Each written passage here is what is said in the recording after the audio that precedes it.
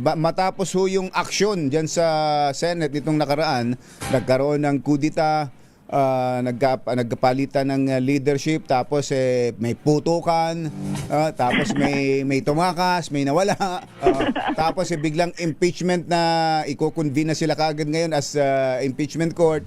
May role ba, inimbitahan ba ang prosecution sa pag-convene mamayang 3 PM?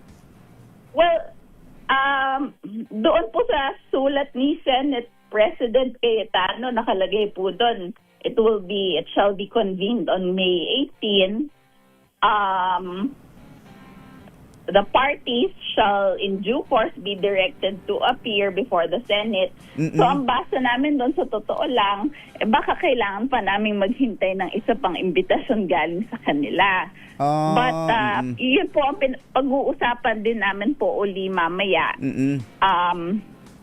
Kung kami po ay dadalo later. Oo. So wala, lalo nang nagpe-prepare din po kami sa bagay, Congress. Kung first time pa lang nilang mag-convene, so wala pong linaw kung kailangan kasama na kayo nandoon, ano? Yes. Ang tingin po namin na mangyayari kung magko-convene po sila today, yun po yung mag-oath taking sila.